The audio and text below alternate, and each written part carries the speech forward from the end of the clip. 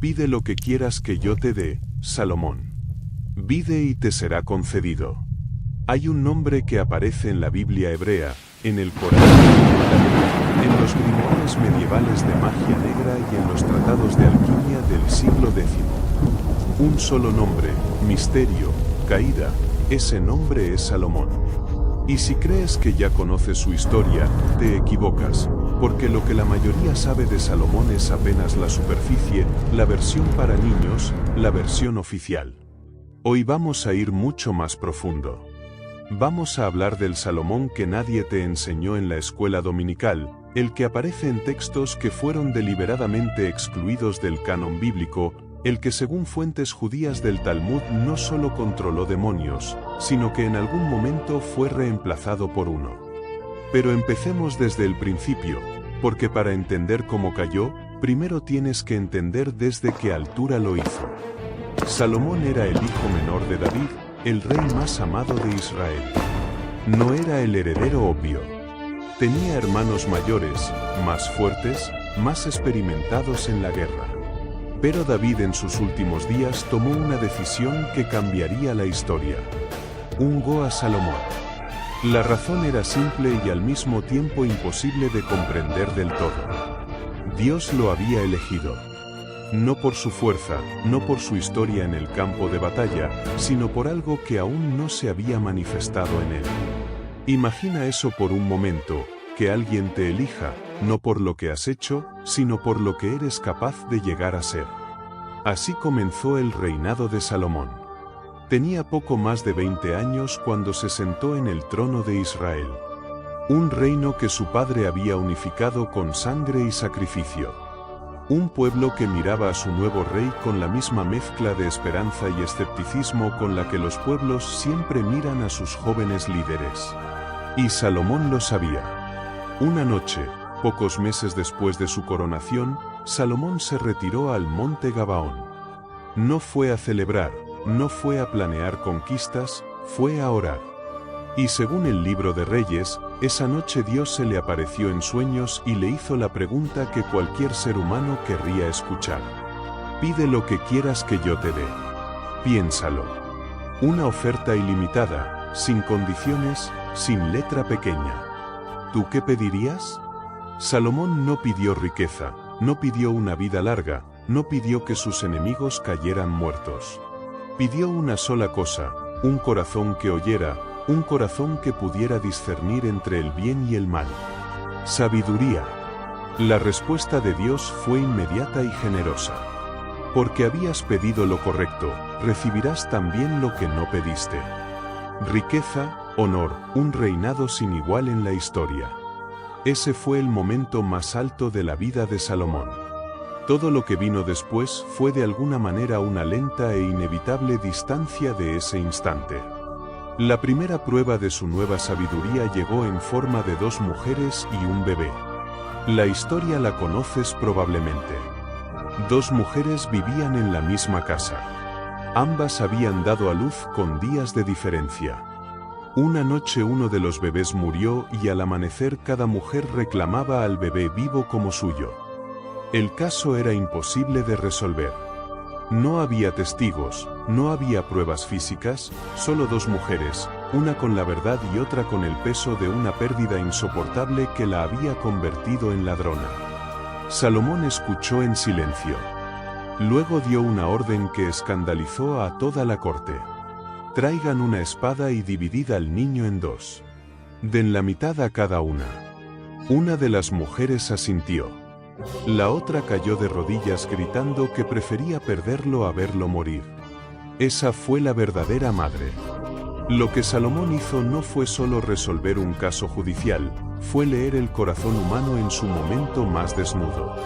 El amor verdadero prefiere la pérdida al daño. Eso es algo que ningún libro te puede enseñar. La noticia se extendió por todo Israel. El nuevo rey veía lo que otros no podían ver. Pero Salomón estaba apenas comenzando. El proyecto más grande del reinado de Salomón y posiblemente el más importante de toda la historia de Israel fue la construcción del Templo de Jerusalén. El templo que su padre David había soñado, pero al que Dios le había dicho que él no construiría, porque David era un hombre de guerra y el templo necesitaba ser construido por un hombre de paz. Ese hombre era Salomón. La magnitud del proyecto era incomprensible para la época. Se habla de más de 150,000 trabajadores, de cedros traídos desde Líbano, de oro en cantidades que hacían palidecer a cualquier rey vecino. El libro de Reyes describe un interior revestido de oro puro, querubines tallados, un arca custodiada por figuras de 4 metros de altura. Pero hay algo que casi nadie menciona cuando cuenta la historia del templo. Un detalle que aparece en Primera de Reyes, capítulo 6, versículo 7, casi de pasada, como si el autor no quisiera detenerse en él demasiado tiempo. En la edificación solo se usaron piedras preparadas de antemano. Durante la construcción no se escuchó en el templo ni martillo, ni hacha, ni ningún instrumento de hierro. ¿Lo entiendes? Un edificio de esa magnitud, piedras que pesaban toneladas, bloques que tenían que ensamblarse con precisión milimétrica y ninguna herramienta de hierro.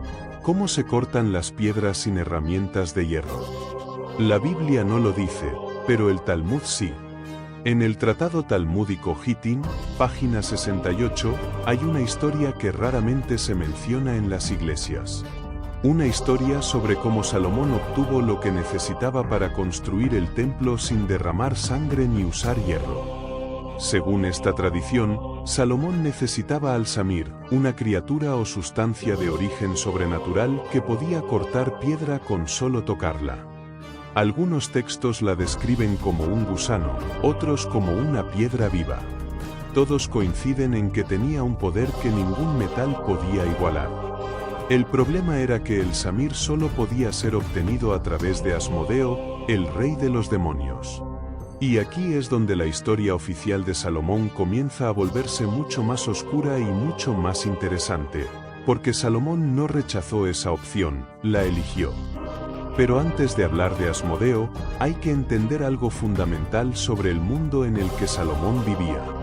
Para los hebreos del siglo X a.C., los demonios no eran metáforas, no eran conceptos teológicos, eran entidades reales, con nombres, con poderes específicos, con jurisdicciones asignadas sobre aspectos concretos de la realidad. Y Salomón, el hombre más sabio del mundo, lo sabía. Lo que cambió todo fue un objeto, un anillo. Según el Testamento de Salomón, uno de los textos más fascinantes de la literatura apócrifa judeocristiana, escrito aproximadamente en el siglo I después de Cristo, pero basado en tradiciones mucho más antiguas, el arcángel Miguel descendió del cielo y entregó a Salomón un anillo de sello. El anillo tenía grabado en él la estrella hexagonal. El sello que hoy conocemos como la estrella de David, pero que en esa tradición era algo diferente. Era el sello del nombre más alto, el nombre de Dios. Un sello que, según el texto, le daba a Salomón poder para encerrar y comandar a toda la legión de demonios. Con ese anillo en el dedo, Salomón cambió para siempre. El primer demonio que aparece en el testamento de Salomón no es el más poderoso, es el que molestaba a uno de los constructores del templo. Su nombre era Ornias y se alimentaba del pulgar del muchacho cada noche, robándole la mitad de su salario y la mitad de su fuerza vital.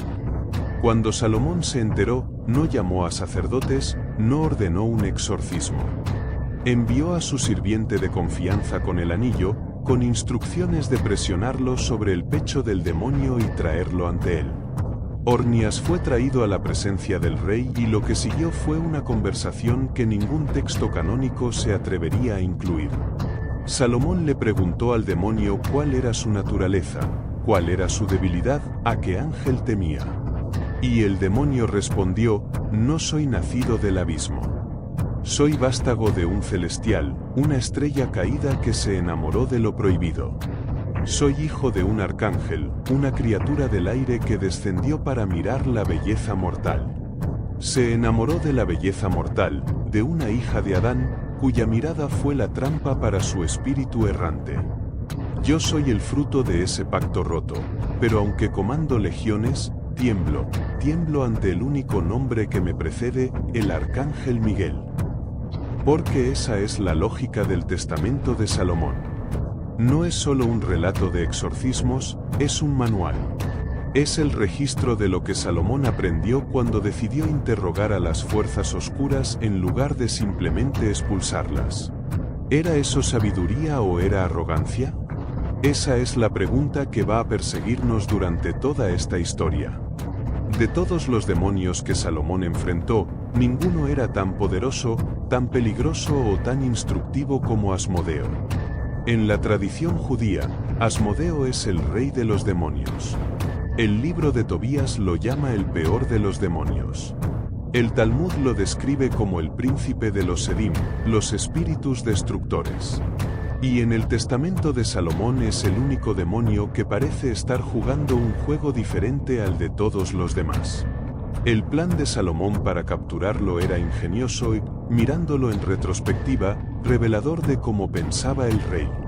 Según el relato talmúdico, Asmodeo vivía en una montaña distante y cada día ascendía al cielo a estudiar en las academias celestiales y cada tarde descendía al inframundo, pero tenía un hábito. Al volver a su montaña, destapaba un pozo y bebía de él. Salomón envió a su general Benaya con el anillo de sello, una cadena de hierro grabada con el nombre de Dios y una instrucción específica: vaciar el pozo mientras Asmodeo estaba en el cielo y llenarlo de vino. Cuando Asmodeo regresó, olió el vino, lo rechazó al principio, pero eventualmente la sedó. Bebió, se durmió y despertó encadenado. Lo llevaron ante Salomón. Y entonces comenzó una de las conversaciones más extraordinarias de toda la literatura antigua. Asmodeo no llegó sumiso, llegó enojado y desde el primer momento le dijo a Salomón algo que el rey no estaba preparado para escuchar. ¿Por qué me necesitas? ¿No tienes el mundo entero bajo tu dominio? ¿No es suficiente con ser rey de los hombres? Salomón le respondió que lo necesitaba para construir el templo, para obtener el Samir. Asmodeo no dijo nada por un momento. Luego, según el Talmud, hizo algo inesperado. Comenzó a llorar. Había visto a un hombre tuerto y lloró por él. Había visto a un hombre borracho en una boda y lloró por él también. Cuando Salomón le preguntó por qué, Asmodeo respondió: el tuerto no verá la alegría que le espera. El borracho no llegará a ver el bien reservado. Ambos desperdician lo que tienen sin saber lo que les aguarda. Hay algo perturbador en esa escena. El rey de los demonios llorando por los seres humanos con más compasión que muchos de sus contemporáneos. Salomón lo puso a trabajar en la construcción del templo, pero Asmodeo no dejó de hablar y lo que dijo a continuación fue una profecía. Un día, mientras Asmodeo trabajaba, Salomón se acercó a él con arrogancia, le mostró el anillo, le preguntó qué tan grande podía ser su poder. Asmodeo extendió un ala hacia el cielo y otra hacia la tierra hasta abarcar 4 codos entre ambas, y dijo: así será tu mundo cuando yo te supere. Y entonces hizo algo que ningún esclavo debería poder hacer con su amo. Le pidió el anillo. Salomón, confiado, seguro de su sabiduría, de su poder, de su lugar en el universo, se lo entregó. En ese momento todo cambió. Asmodeo tomó el anillo y lanzó a Salomón a 400 parasangas de distancia al otro extremo del mundo. Luego asumió su forma y se sentó en el trono de Israel. El hombre más sabio del mundo había sido despojado de todo en un instante de soberbia y nadie en el reino se dio cuenta. Esto está en el Talmud, no en un grimo de magia negra, en el Talmud, en Gittin 68. Salomón vagó por años como un mendigo. Llegaba a las ciudades diciéndole a la gente: yo fui Salomón, el rey de Israel. Y la gente se reía de él. Hay algo devastadoramente humano en esa imagen. El hombre que lo tenía todo reduciéndose a suplicar que alguien le creyera que había sido grande. Eventualmente, según algunas versiones, recuperó el anillo. Según otras, la reina de Amonitas lo reconoció y le permitió regresar a Jerusalén. Los detalles varían, pero lo que no varía es la lección. Asmodeo no necesitó corromper a Salomón, solo necesitó esperar a que Salomón se corrompiera a sí mismo. La arrogancia hizo el resto. El libro de Primera de Reyes, capítulo 11, comienza con una de las frases más trágicas del Antiguo Testamento. El rey Salomón amó a muchas mujeres extranjeras. Son 10 palabras, pero contienen la semilla de la destrucción de todo lo que Salomón había construido. El texto habla de 700 esposas de rango real y 300 concubinas. Y si eso suena a exageración histórica, puede serlo en el número exacto, pero el principio no lo es. Salomón tejió alianzas diplomáticas a través del matrimonio y esas alianzas tenían un precio. Cada mujer traía sus dioses consigo. Astoret, la diosa de los sidonios. Milcom, la abominación de los amonitas. Quemó, el dios de Moab, al que se sacrificaban niños. Moloc, al que la Biblia llama la abominación de los hijos de Amón. Salomón construyó altares para todos ellos por diplomacia, por amor, por debilidad o porque el hombre que había interrogado a demonios había llegado a la conclusión de que todos los poderes sobrenaturales merecían ser estudiados. El texto bíblico dice que sus mujeres desviaron su corazón. Pero hay algo que esa explicación no captura del todo. Salomón no era un hombre fácil de desviar. Era el hombre más sabio que había existido. Si sus mujeres lograron llevarlo a adorar a otros dioses, algo tenía que estar ya roto en él desde antes. El Eclesiastés nos da una pista. Hay un debate entre los eruditos bíblicos sobre cuándo fue escrito el Eclesiastés. La tradición atribuye su autoría a Salomón en sus años finales. Y si eso es correcto, entonces el Eclesiastés no es un libro de sabiduría abstracta. Es un diario de un hombre que probó todo y encontró que nada era suficiente. Vanidad de vanidades. Todo es vanidad. Esa frase no la escribe alguien que está bien, la escribe alguien que ha llegado al final de un camino largo y ha descubierto que el camino no llevaba a ningún lado. Me dediqué a conocer la sabiduría y el conocimiento, también la locura y la insensatez. Y comprendí que esto también es aflicción de espíritu, porque en la mucha sabiduría hay mucha angustia, y quien añade conocimiento añade dolor. Eso no lo escribe el joven Salomón que pidió sabiduría en Gabaón. Lo escribe alguien que aprendió que hay cosas que una vez que las sabes no puedes desaprender. Cosas que te cambian. ¿Qué cosas aprendió Salomón que lo dejaron así? Esa pregunta no tiene una respuesta simple, pero podemos hacer conjeturas razonables. Cuando pasas años interrogando demonios, cuando te sientas frente a entidades que llevan milenios observando a la humanidad y les preguntas sus secretos, algo se queda contigo. El testamento de Salomón está lleno de revelaciones oscuras. Demonios que confiesan causar enfermedades específicas. Entidades que describen cómo corroen matrimonios, cómo siembran celos. Cómo hacen que los hombres busquen poder a cualquier costo. Un hombre que escucha todo eso eventualmente se pregunta, ¿es libre el ser humano o somos todos marionetas de fuerzas que no podemos ver? Esa pregunta puede ser la semilla de la fe más profunda o puede ser la semilla de un cinismo que destruye todo. En Salomón parece haber sido las dos cosas al mismo tiempo. Construyó el templo más hermoso de la historia y construyó altares para los dioses que el templo debía reemplazar. Fue el juez más sabio de su tiempo y fue el rey que permitió que su corazón fuera partido en 1000 pedazos por el peso de lo que sabía.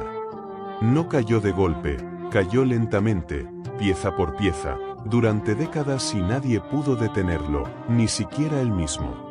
Hay una historia que no aparece en la Biblia, pero que está en el corazón de la tradición judía medieval y que en cierto modo resume todo lo que necesitamos entender sobre Salomón. Se dice que Salomón tenía un anillo diferente al del sello, un anillo más sencillo, sin poderes sobrenaturales. Y grabada en él había una inscripción en hebreo que decía, Gam, segador. Esto también pasará. Cuando Salomón estaba triste, miraba el anillo y se consolaba. Esto pasará. Cuando estaba jubiloso, miraba el anillo y se humillaba. Esto también pasará. Era una filosofía completa en 4 palabras, un recordatorio constante de que ni el dolor ni la gloria son permanentes. Pero esa misma filosofía tiene un filo oscuro.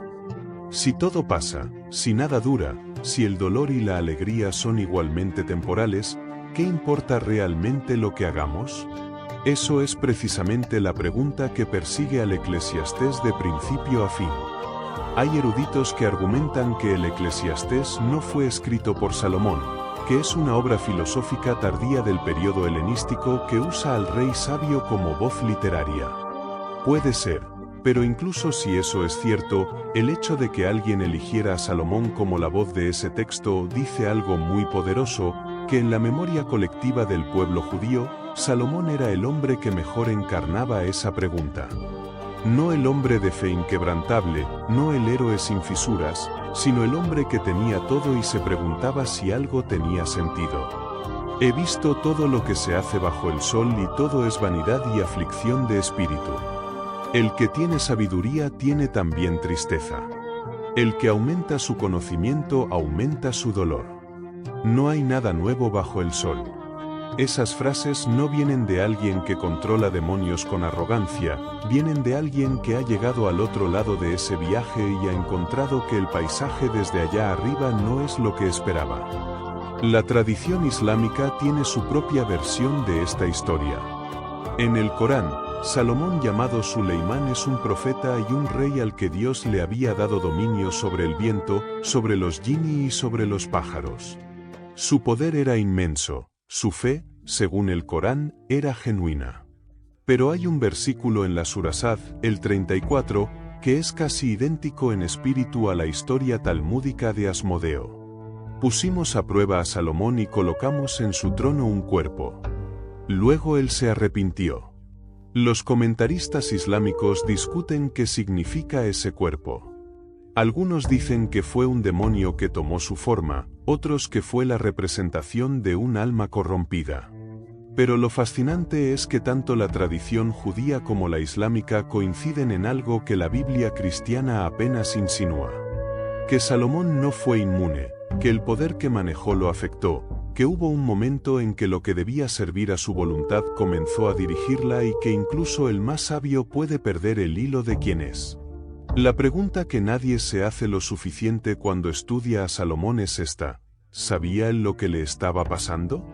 El Eclesiastés sugiere que sí, que en algún momento fue perfectamente consciente de que había perdido algo, que podía nombrarlo, que lo dolía. Y eso es quizás lo más trágico de toda la historia. No cayó en la oscuridad sin darse cuenta. Cayó viéndolo. Salomón murió después de 40 años de reinado. No hay registros de una conversión final dramática. No hay una escena donde el rey anciano destruye todos los altares paganos y le pide perdón a Dios en público. La Biblia simplemente dice que murió, que su hijo Roboam lo sucedió, que el reino se dividió a los pocos años. La pregunta de si Salomón fue redimido es una de las más debatidas de la tradición rabínica. El Talmud registra un debate entre los sabios. Algunos dicen que Salomón tiene parte en el mundo venidero, otros dicen que no. El debate nunca se resolvió de manera definitiva y eso en sí mismo es significativo. Porque si el caso de Salomón fuera simple, si fuera simplemente el de un pecador que se arrepintió o el de un impío que no se arrepintió, el debate no existiría. El debate existe porque Salomón es un caso límite, un hombre que recibió más que cualquier otro y al que más se le exigió. Un hombre cuya sabiduría era real y cuya caída también lo era. Un hombre que nos hace incómodos porque no encaja perfectamente en ninguna categoría, pero su legado no murió con él. El sello de Salomón, la estrella hexagonal, aparece en sinagogas del siglo I, en talismanes islámicos medievales, en los manuscritos de los cabalistas españoles, en los grimoires de magia ceremonial europea del siglo X, en los símbolos de la masonería del siglo XVII, un símbolo que comenzó como el sello de un anillo específico, entregado por un arcángel a un rey específico, terminó siendo uno de los símbolos más reconocibles de la historia humana. ¿Por qué? Porque la historia de Salomón toca algo universal, la tensión entre sabiduría y poder, entre conocimiento y humildad, entre el deseo de entender todo y la capacidad de aceptar que hay cosas que no deberían entenderse. Esa tensión no ha desaparecido. Está en cada laboratorio que experimenta sin preguntarse si debería, en cada algoritmo que aprende sin preguntarse para qué. En cada persona que persigue el éxito sin preguntarse a qué costo. Pero antes de terminar, necesito quedarme un momento más con la historia de Salomón, porque hay algo en ella que me persiguió mientras la estudiaba para preparar este vídeo, algo que no está en ningún texto, sino en el espacio entre líneas. Quiero ser honesto contigo. Cuando empecé a investigar la historia de Salomón para este vídeo, esperaba encontrar lo de siempre. El rey sabio, el templo grandioso, la caída por las mujeres extranjeras, la versión que ya conocía desde niño. Lo que encontré fue mucho más incómodo. Encontré a un hombre que no perdió la sabiduría por ignorancia. La perdió por exceso, por querer saber más de lo que era prudente saber, por no poder detenerse en el momento exacto en que debería haberse detenido. Porque la tentación de Salomón no era el lujo, ni las mujeres, ni el poder político. Esas fueron las consecuencias. La tentación real era el conocimiento sin límites, el querer entender todo, el no poder aceptar que hay preguntas para las que no existe respuesta o que existe respuesta, pero que obtenerla tiene un costo que no vale la pena pagar. Salomón interrogó demonios no porque fuera malvado, sino porque era curioso, porque pensaba que si entendía cómo funcionaba la oscuridad, podría controlarla mejor. Y en parte tenía razón, el templo se construyó. Israel prosperó. La sabiduría que impartió sigue viva miles de años después en el libro de Proverbios. Pero también pagó un precio que ningún texto termina de describir con claridad. Un precio que solo aparece con pocos detalles en el Eclesiastés, en las tradiciones sobre su locura, en el debate rabínico que nunca se cerró. Hay algo que me parece el error más profundo de Salomón y no es el que se menciona más a menudo. No fue las esposas extranjeras, no fue los altares paganos, esos fueron síntomas. El error fue este. Salomón dejó de hacer preguntas sobre sí mismo mucho antes de dejar de hacer preguntas sobre el universo. Siguió interrogando demonios, siguió buscando secretos cósmicos. Pero en algún punto dejó de sentarse frente a un espejo y preguntarse, ¿quién soy yo ahora? ¿A dónde me está llevando todo esto? ¿A qué me estoy pareciendo? Y cuando dejas de hacerte esas preguntas, el camino que estás siguiendo empieza a elegirte a vos en lugar de que vos lo elijas a él. Eso no es solo una lección bíblica, es una lección que funciona igual hoy en la actualidad. Vivimos en la era del acceso ilimitado a la información. Podemos saber casi cualquier cosa en segundos. Y eso, que debería ser la mayor bendición de la historia, también puede convertirse en la misma trampa en que cayó Salomón. El problema no es la información. El problema es creer que tener información es lo mismo que tener sabiduría. Salomón tenía información sobre los demonios. Tenía sus nombres, sus debilidades, sus poderes y aún así terminó siendo superado por uno de ellos en el momento en que bajó la guardia. Porque el conocimiento sin humildad no protege, solo da más opciones para equivocarse en mayor escala. La historia de Salomón termina de manera ambigua en todos los textos que la cuentan. No hay una reconciliación clara. No hay una escena final donde el viejo rey mira hacia atrás y entiende todo. Solo hay el Eclesiastés. Solo hay esa voz cansada que dice, probé todo, construí todo, aprendí todo. Y al final lo que más importa es temer y guardar sus mandamientos. Es una conclusión sorprendentemente sencilla para el hombre más sabio de la historia, pero creo que esa sencillez es exactamente el punto. Después de toda la complejidad, después de todos los demonios y los sellos y las alianzas y los altares y el poder y la pérdida, lo que quedó fue algo que cualquier niño puede entender, que lo más importante no es cuánto sabes, es cómo usas lo que sabes y a quién o a qué sirves con ello. Te dejo con una pregunta que me hago yo mismo cuando pienso en Salomón. ¿Hay algo en tu vida que empezaste buscando por las razones correctas, pero que en algún punto se convirtió en algo diferente, algo que empezó como una herramienta y terminó siendo tu amo? No tienes que respondérmela a mí. Pero si te quedas con esa pregunta, si la llevas contigo unos días, creo que valió la pena este video. La sabiduría es la que nosotros mismos logramos tener a través del amor al prójimo, de las buenas acciones que hacemos sin pedir nada a cambio. Esa sabiduría solo la logramos gracias a Dios, quien es la base para un camino de verdadera sabiduría. Esto es el séptimo sello y te prometo que lo que viene es incluso más profundo que lo que acabas de escuchar. Si este video te gustó, ya sabes lo que hay que hacer: un like, un comentario con lo que te llevas de esta historia y suscribirte si todavía no lo has hecho. Nos vemos en el próximo sello.